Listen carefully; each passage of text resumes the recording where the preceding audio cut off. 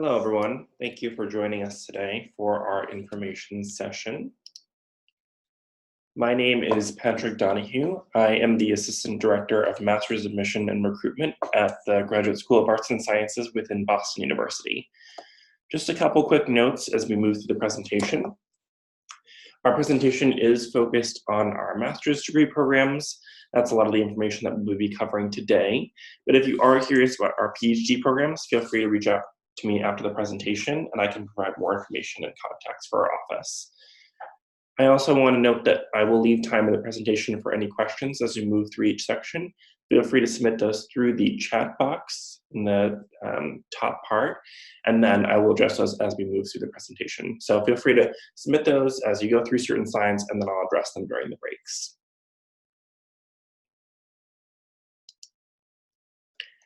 So just to talk a little bit about who we are as Boston University, we are a top-ranked research institution located in the heart of Boston, which is a bustling academic city.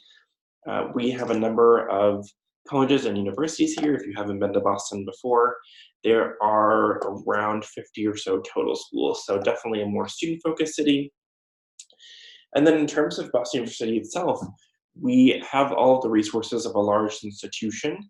So we have a lot of access for students, but we also have the close-knit feel of a smaller institution. So for example, within the College of Arts and Sciences, which is where we are located, we are one out of 13 different graduate schools. So while we are part of Boston University and can tap into their resources, we also have our own community here within the College of Arts and Sciences. And then in terms of our programs are ranked pretty highly. Our economics program is ranked number 23rd in the country by US News, and our computer science programs are ranked number 49th in the country by US News. And the remainder of our master's programs are all within the top 100, so a fairly competitive institution. And then in terms of the Graduate School of Arts and Sciences specifically, at the core of our programs is a sense of collaboration, and that sort of spans a number of different levels. That's collaboration between different students, collaboration between different academic departments. So for example, if a student is studying within the psychology department, they might also have the opportunity to work with students in engineering or over on our medical campus who are doing neuroscience, if that aligns with their research and their interests. And then also in terms of collaboration with other schools in the Boston area, we oftentimes find ourselves partnering with other institutions on research projects, or if there are courses through what we call the consortium, which is a number of colleges within the Boston area that students want to take a course, they're allowed to take a course over at Boston College or Tufts if it aligns with their curriculum. So we're pretty flexible and definitely support a collaborative environment with the students and the departments and the colleges in the area. And the other core for our programs is really putting theory into practice. So taking those skills that students are learning in their classroom and then applying them out in the field. One of the ways in which students do this, for example, in our biology department, students are able to take either a semester in a program in Ecuador or a semester in Panama, and those students will go out and do research. So they'll take the skills that they're learning in their classes and they'll apply them out to actual research going on in the field. We are located in the central portion of campus. Essentially, our campus is one long stretch along Commonwealth Avenue, and we're located more in that central portion. And we offer master's and PhD degrees across the following areas: computational sciences like mathematics or economics, social sciences like sociology and anthropology, natural sciences like biology and chemistry, and the humanities like English and history of art and architecture. So we cover a wide span of a number of different degree programs. So there's lots of options.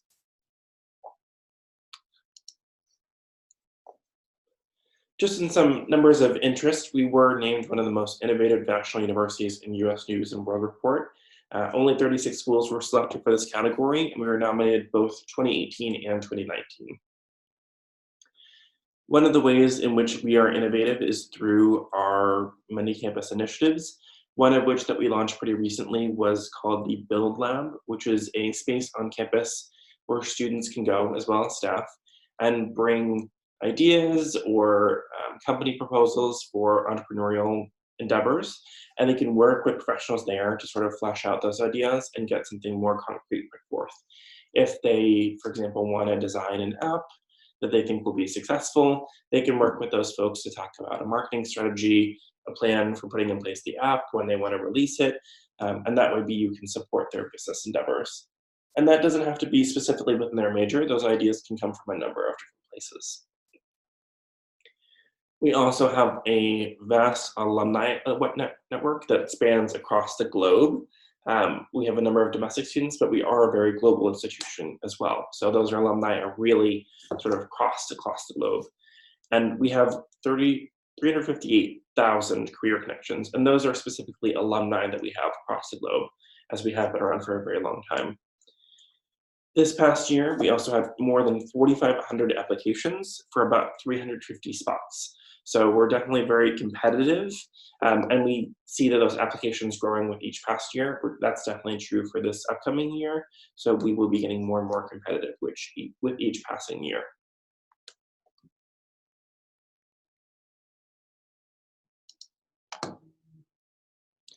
Just to talk a little bit about our alumni, the student on the left is Nika Skamaski, who was in our Master of Arts in Economics program and graduated in 2010. He now works for a digital marketing company called Redox, which he started himself along with a few of his friends. He's had a number of different entrepreneurial ventures after graduation, some of which have come through his experiences through the program, as well as connections with faculty. The student in the middle is Yifan Zhu, who graduated in 2017 from our Master of Arts in Economic Policy program. Yifan Zhu was our first Luling Z Scholar, which was a full tuition scholarship award, and she has gone on to do a lot of great work at Huawei Technologies in Beijing. And then the student on the right is Shane Hennessy, who graduated in 2017 from the Remote Sensing and Geospatial Sciences program. And Shane now works for Biogen, which is a company just outside of the Boston area. All three of these students, as well as many of our students, have been able to get the jobs and the careers that they've worked for, mostly with the help of connections they made here, either through current students, through alumni, or through their faculty, who are really great resources for our students.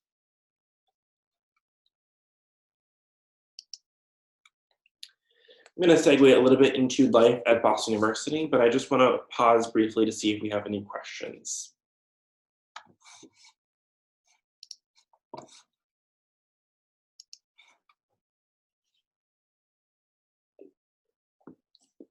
So no questions at this time. As I mentioned earlier, feel free to submit them through that chat box, and I'll be addressing them as we move through the presentation.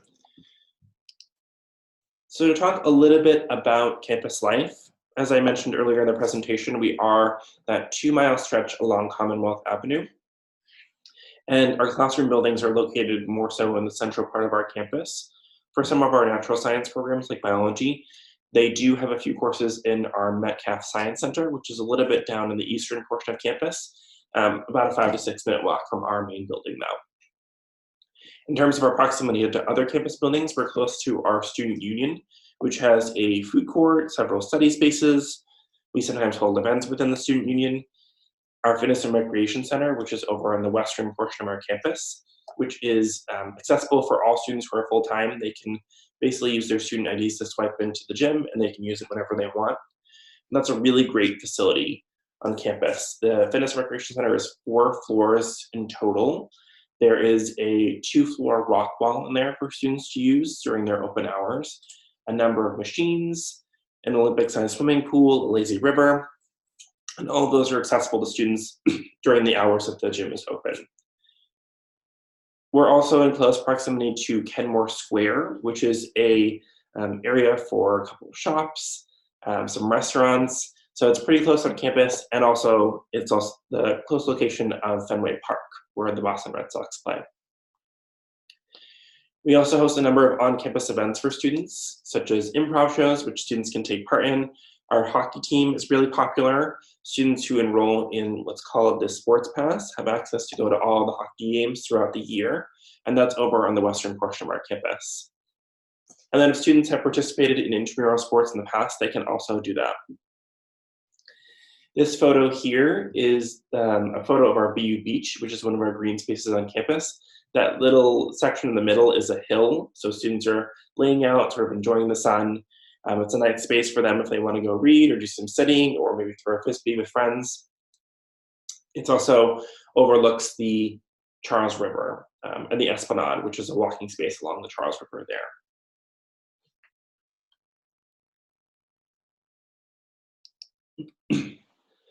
And in terms of the city of Boston itself, there's a lot of really great components of the city, a lot of unique neighborhoods here.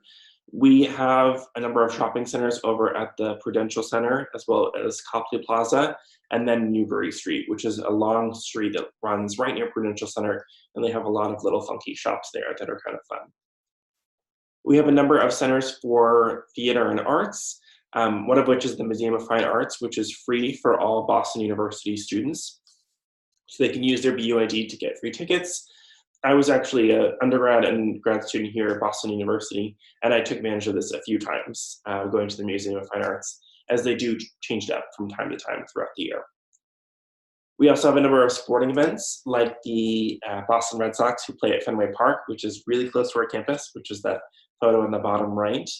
The Boston Bruins, who are our hockey team, plays in the northern portion of the city, and the Boston Celtics, our basketball team, also play in the northern portion of the city, which is just a subway system right away.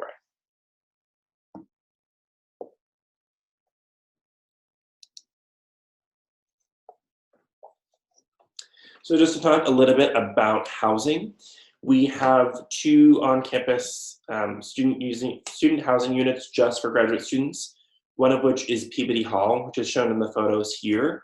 That is apartment style, so they range in number of sizes from singles to doubles to triples. And students have the ability to pick which rooms they want, which helps to sort of lower the price depending on how many roommates they have.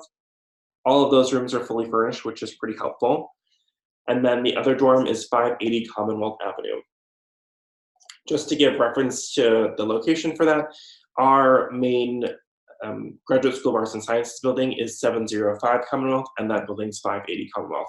So it's really close to campus. It's about a 5 to 6 minute walk, so it's one of the more convenient ones for our students.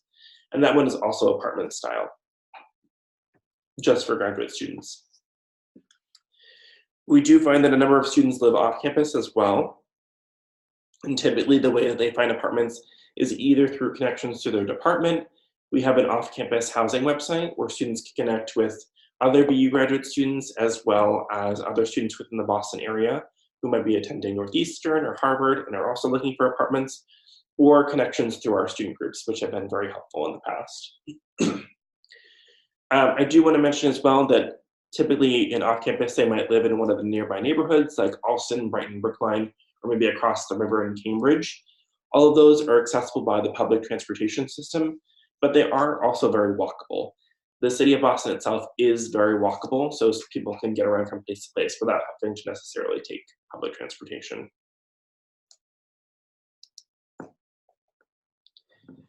In terms of our student groups, we have a number of groups available for our master's students, including the Graduate Student Organization, or GSO, which is available for both PhD and master's students. And the GSO offers a number of events throughout the year, some of which might be social in nature, some of which might be networking, and then they also bring panels on campus to help talk about career paths and what graduate students can do during their program and after. The Graduate Women in Science and Engineering, or GWISE, is a partnership between our school and the College of Engineering. And similar to the Graduate Student Organization, they offer a wide array of events throughout the year for students to participate in. In terms of department-specific groups, we have the Graduate Economics Association, or the GEA, the Earth and Environment Association, and BUCASA, which is the Boston University student chapter of the American Statistical Association, which is typically for our statistics students or our mathematics students. I'm going to talk a little bit about the application process, but I did just want to pause once more to see if you have any questions about campus life or student life in general.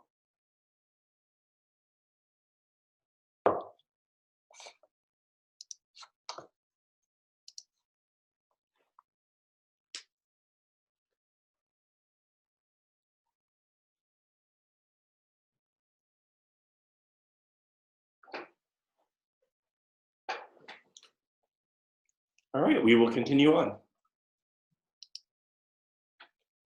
So in terms of the required components for our applications, we require an unofficial transcript of completed coursework. This includes all coursework that you completed at a college level. Even if you completed courses in a study abroad program, we would still ask for that transcript to see which grades you got for those courses. For international students, they must be English translated. They don't have to be certified versions, but as long as they're English translated, they should be fine. We require 2 to 3 letters of recommendation, depending on the specific program. Most of our programs require 3 letters of recommendation. For our economics programs, they only require 2. Official GRE scores, which may not be required for all of our programs, so I definitely recommend taking a look at the specific requirements for your program of interest. Official TOEFL or IELTS scores for international students, and then a personal statement. And I'll talk in a little bit about some more about these documents and sort of what we recommend for prospective students. In terms of a recommended timeline, we typically recommend starting the process 2 months before the application deadline. So for example, the final deadline to apply for our Master of Science in Computer Science is May 1st, so starting that process March 1st. And the reason why we do that is to give students time to reach out to their recommenders to make sure that they can submit their letters and give them appropriate time. As faculty can get busy with the academic semester and they might not be able to submit the letters right away.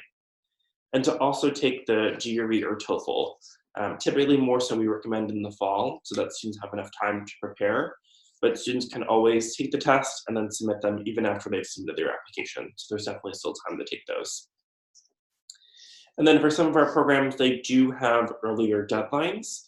I believe most of them have passed at this time for economics, computer science, and biology. And what those mean is that students who apply by that deadline get a decision sooner. It doesn't impact the review of the application.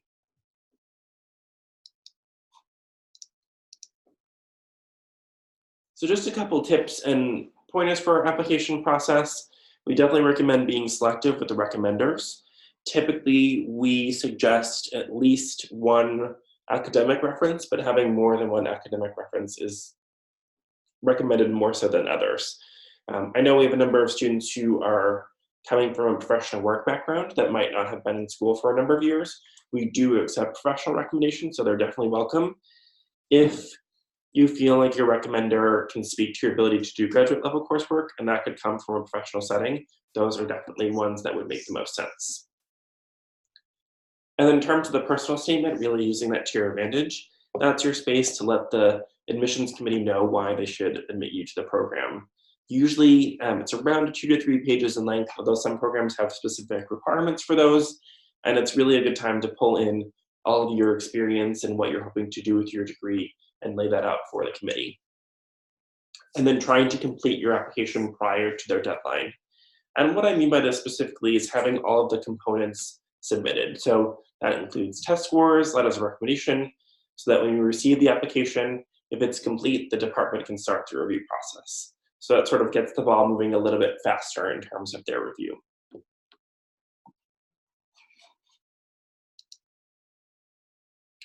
In terms of financial aid, we offer merit-based scholarships in many of our departments, and those can range in terms of their amounts. Typically what we see is that they might cover 1 to 2 courses a semester, and that would be spread across the program. Some may offer opportunities to be teaching or research assistants. Typically what we find is that those opportunities are things that students find when they're on campus. They may not be awarded directly within the letter of admission, so as the scholarships are, but they might be found through connections through current students or faculty who might have opportunities available for those students. Our domestic students typically need to apply for some loans to cover the cost, which differs a little bit from the undergraduate process. And our team works with incoming students. We send out a number of communications and really help them walk through that process so that they know where those loans will be coming from and what they will be able to cover as part of the cost. And international students also have the opportunity to apply for specialized loans, which are listed on our website. But if you have more questions about those, feel free to reach out.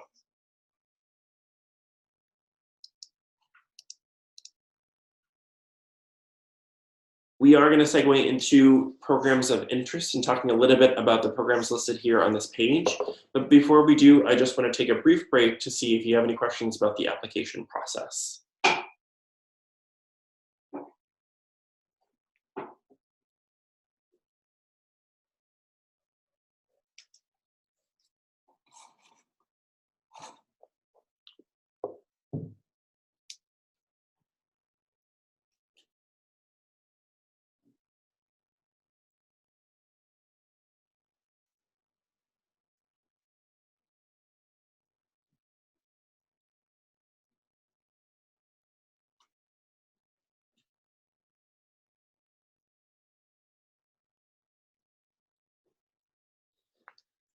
All right, we will dive right in. So within our economics department, we have three main programs. There's the Master of Arts in Economics, which is a one-year program, completed in 2 semesters, so either in fall or spring. The Master of Arts in Economic Policy, which is a 3-semester program or 1.5 years. And the Master of Arts in Global Development Economics, which is also a 3-semester program. Students who want to work as consultants or analysts after graduation in financial institutions might consider the Master of Arts in Economics program, where students typically go after they graduate. If they're looking for work in nonprofits or NGOs, that might be a good fit for the Master of Arts in Economic Policy, which they might do as policy analysts or decision makers within those organizations. And then the Global Development Economics is similar in respect to economic policy, except it focuses on more global issues within nonprofit and NGOs. The faculty in the department are specifically focused on the master's population. So they have separate faculty for the master's and the PhD. So they're really involved with our students, and they're really great at connecting them with alumni and being able to help them through the process and pick which path they're looking for. So they're really helpful resources that our students have found throughout their time here in the program.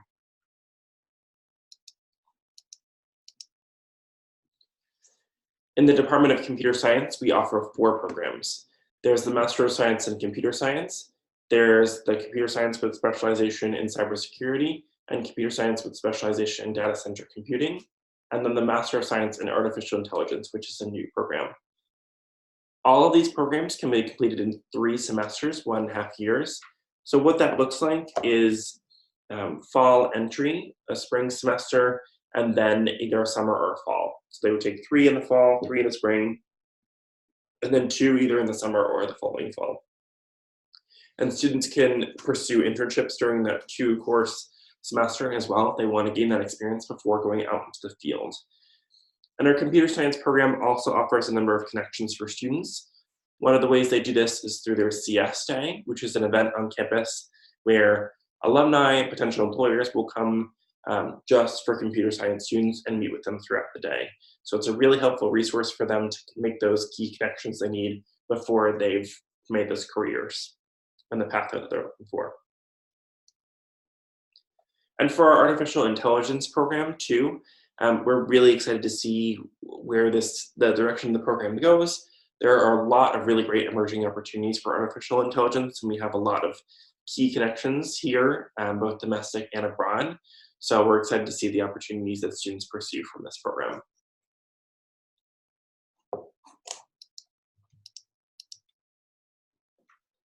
Within our Department of Biology, there is the Master of Science in Biology, which has a coursework track, which students could opt to, which is 1 year in length, a scholarly paper track, which is 1.5 years in length, and a research track, which is 2 years in length.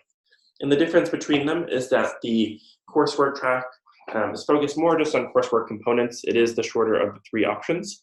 They also specified what's called the field biology coursework track, which is for students who have interest in marine biology or ecology. And those are a structured set of courses where students, as I was mentioning earlier in the presentation, can go either to Ecuador or Panama as one of those semesters and do that research in person.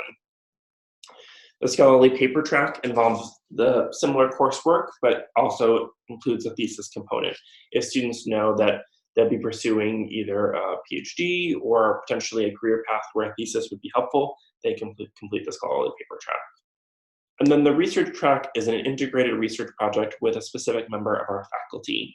So students need to figure out which faculty they want to work with, and then they reach out and make that connection with the faculty member. And so they work with them over the course of 2 years. So it's a couple more courses and then more research courses to focus on the work that they're doing with that faculty member. And in terms of the research areas we offer, we have cell and molecular biology, neurobiology, marine science, and ecology.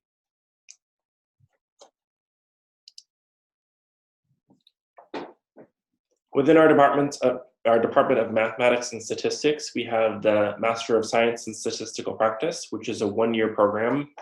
And that program is really unique in that students work within smaller cohorts on a specific consulting project with a company in the Boston area. So they get to work with the company that first semester and gain some of the knowledge and the information they need, and then they deliver an actual product to them in their second semester with that same cohort group. So they're gaining the skills from the program, and then they're applying them as they go through this consulting project. And the companies change from year to year.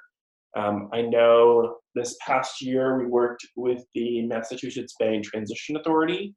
I think students are currently working on that project, so they'll have a deliverable for them hopefully around the time of May. And it's really great for students to put that on their resume before they start applying for jobs. And then we also offer the Master of Arts in Statistics, which prepares students to pursue PhD coursework. And the coursework is really grounded in fundamental concepts. So even students who attend the program might go on to pursue career paths where statistics are really rooted in the core of that job. And they also offer a number of seminars throughout the year called Stats in the Real World, which involves employers and alumni coming onto campus and talking about their experiences and how they're able to apply those skills out in the real world. Within the Department of Earth and Environment, we have the Master of Arts in Energy and Environment, which is a 1-year program, which prepares students for careers in energy consulting. And there are a number of firms that we've worked with in the past, both in Boston as well as DC. So we have a lot of really great connections there from our alumni. And then for the Master of Arts in Remote Sensing and Geospatial Sciences, that's also a 1-year program, fall and spring. And that program offers an opportunity for students to do research with faculty that also potentially apply skills they'll need for their career paths after they've graduated.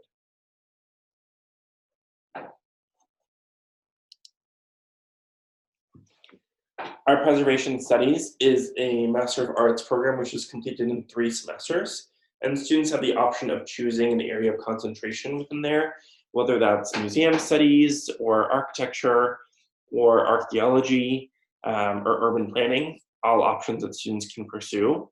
And the Preservation Studies program is really focused more on historic preservations of buildings within the area. There are a lot of great historical structures in Boston, not just within Boston University, but at the city itself. And the program has been around for a number of years, so it has a lot of really great connections to professional organizations in the area. I also want to talk a little bit about the photo here, which is of Bay State Road, which is one of the streets on campus where we have a couple of residences. It's really pretty during all times of the year. And one of the big pluses about living in Boston is that you get to experience all 4 seasons. So as you can see in the photo, and they really happen to catch it at a perfect moment here, it's right in the middle of fall as the leaves are transitioning. But during this time period, during winter, it's really beautiful during the snow, and then during spring when things start to blossom, and the summer as well.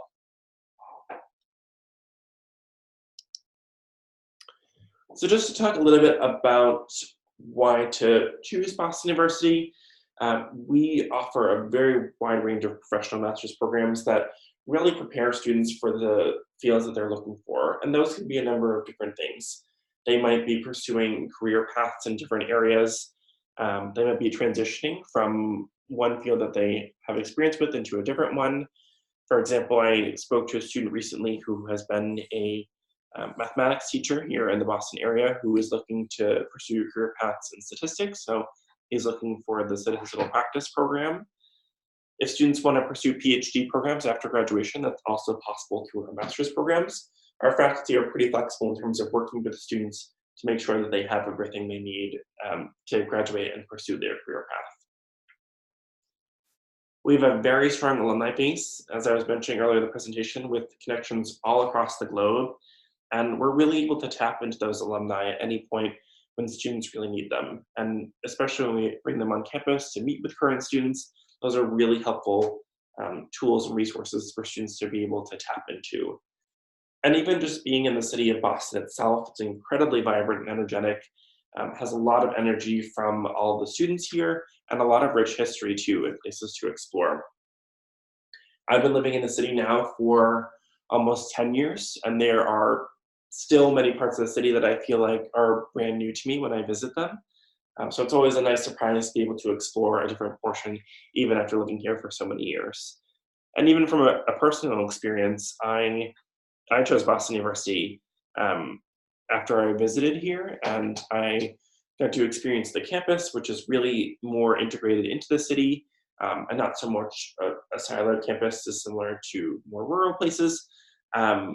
But it really kind of gave me the sense that Boston University encouraged us to go pursue opportunities to really go and explore the city, and that was part of the mentality here as a student, was to really take those skills and apply them out in the field.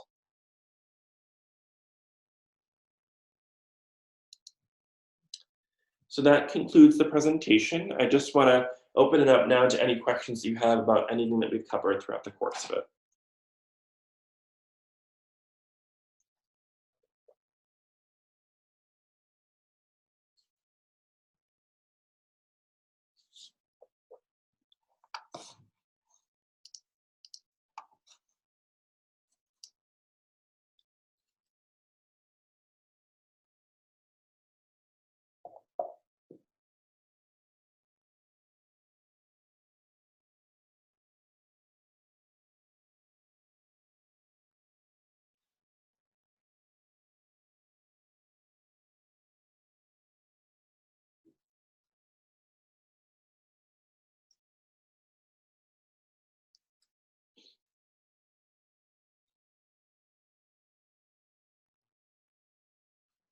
I also want to note that my contact info is here. Feel free to reach out at any point as you move through the process. Even if you're just looking for a few years down the road and you'll still be thinking about it, feel free to reach out. I'm happy to schedule a time for a phone call to talk a little bit more about your interest and what you're looking for. Or you can feel free to shoot me an email and ask some of your questions there.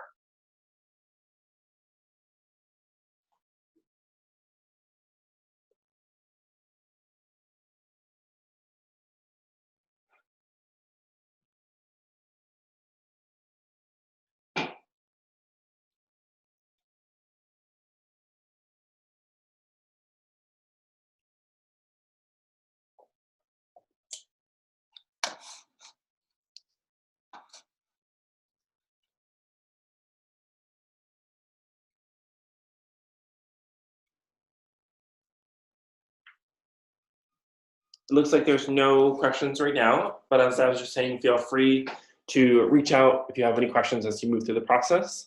I will conclude the presentation, and I hope you have a good rest of your day.